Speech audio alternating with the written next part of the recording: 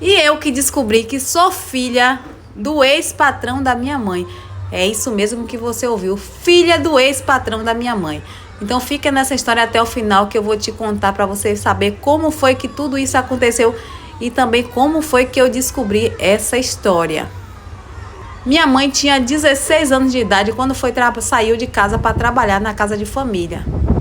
E pensa, ela disse que sofria muito, foi muito humilhada e foi abusada pelo patrão por várias vezes. Na casa desse homem tinha vários empregados, tinha motorista, tinha cozinheira, tinha a folguista, mas ninguém recebia salário. Apesar do pessoal ser muito rico, ninguém recebia um salário. Todo mundo recebia uma quantidade de dinheiro, mas ninguém recebia o salário. E minha mãe era uma dessas empregadas que tinha lá na casa. E ela disse que além do patrão abusar delas, os filhos também do patrão também abusavam. E era comum naquela época, porque essa empregada não poderia denunciar, não poderia dizer nada, porque ninguém nem ouvia a empregada e ninguém nem ia acreditar se ela dissesse que estava sendo abusada pelo patrão. Até mesmo que o patrão tinha muito dinheiro e ele jamais queria que isso fosse espalhado. Então, ele usava das empregadas e tudo ficava por isso mesmo. Até que quando ela tinha 5 anos na casa deles, ela descobriu que estava grávida.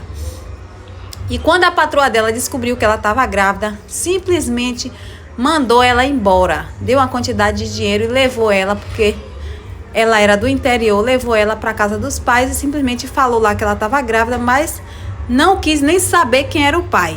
Então, para todo efeito, ela engravidou de um rapaz da rua, de alguém de lá da capital, mas que não era do patrão.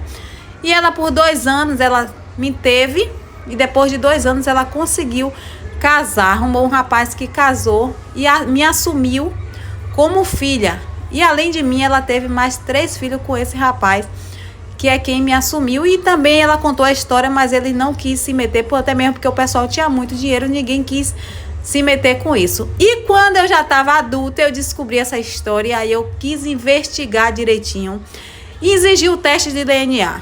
Todo mundo achou que ele ia fazer um escândalo, que ele não ia aceitar, mas eu fui para a justiça primeiro e depois fui até ele e a justiça obrigou ele a fazer o teste de DNA.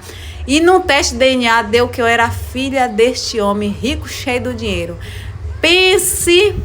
E agora ele teve que pagar os meus estudos, teve que pagar a pensão e ainda comprou uma casa para mim.